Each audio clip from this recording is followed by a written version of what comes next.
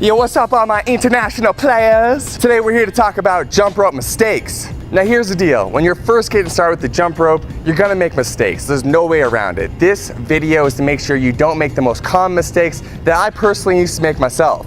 Story time. So about 13, 14 months ago, Dan and I came together to create Zen Dude Fitness in a real way. We're like, yo, let's go all in on jump rope. And so I knew when I went all in on jump rope, I had to figure out how to jump rope like a ninja. And the way I was able to transition over the last 13, 14 months from going from a novice to now being pretty skilled with the jump rope is by avoiding these top jump rope mistakes I'm about to get into in this video. Now before I get into these top jump rope mistakes and how to avoid them, I want to mention that we still got this free 4-week challenge for y'all. So if you want to join that, you can click the link in the first line of the description, or you can click the button in the top right hand corner of the screen right now. Also, the jump rope that's going to be used throughout this video you can grab. Let's get into this video, shall we?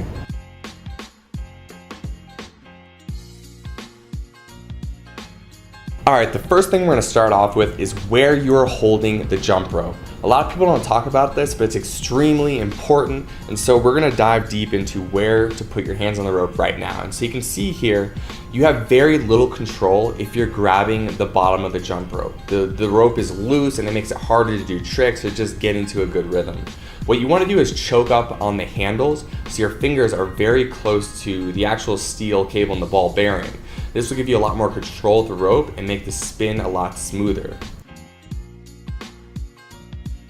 Next, we just want to talk to you about the importance of having a good, high quality jump rope. There's a lot of jump ropes out there and a lot of really inexpensive ones. And the reason why we talk about the cross rope so much is because it is the highest quality rope out there and it does make a significant difference in your ability to jump rope with more skill and your ability to jump rope, period. So the next thing we're going to cover here is a very subtle example of what it looks like to have your wrists too far apart. And so you can see here, when your wrists are too far apart, when you try to do tricks, for example, the crisscross, you end up tripping over the rope because it's spread too long, right? And so that means there's not enough depth on the rope to be able to make it underneath your feet. And so you can see here, it's very evident that if your wrists are just a few degrees closer to each other, so you're bringing as you can see, I just demonstrated there, you're actually bringing your wrists closer to each other, it's easier to do crisscrosses, it's easier to just get more fluid with the jump rope and be able to get a consistent rhythm with what you're doing. And so a beginner mistake a lot of people make is they have their wrists too far apart, so they trip over the rope. So just remember, whenever you're doing any tricks, bring your wrists just a little bit closer together and it's going to feel a lot smoother for you. Next thing we want to talk about is having just straight up good posture when you're jumping rope. You want to create this nice alignment from this crown of your head down through the balls of your feet. So as you're hopping and you're jumping rope on the balls of your feet, you want to keep your shoulders back and down, and you want to really focus on keeping that core and those glutes tight so you're not bending over, you have good posture throughout the movement. Next thing we want to talk about is how high you're going to be jumping off the ground when you are jumping rope. And so a lot of people when they first get started try to jump high in the air so they don't trip over the rope, but really that's the opposite of what ends up happening. When you jump higher in the air, a lot of times your hands come up, and so when your hands come up, you are also bringing the bottom of the jump rope up and you end up tripping over the rope. When you come just in a half inch or an inch off the ground, you have much more control.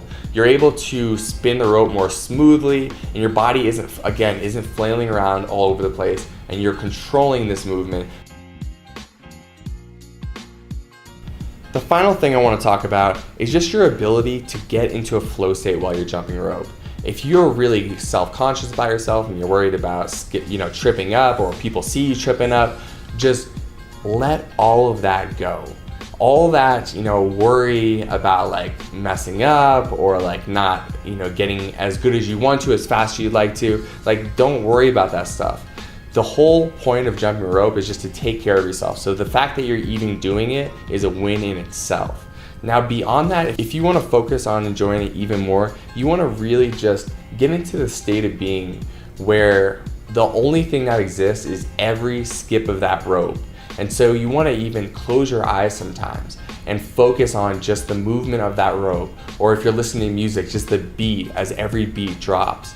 And so put yourself in a state of being where you're completely present and you're gonna get better at jump rope so much faster.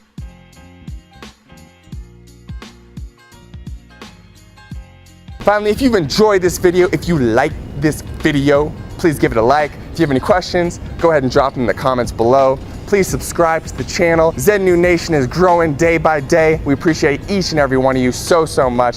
So another sub means another family member, so come on in, join us, we'll hook you up. Thanks so much for watching this video.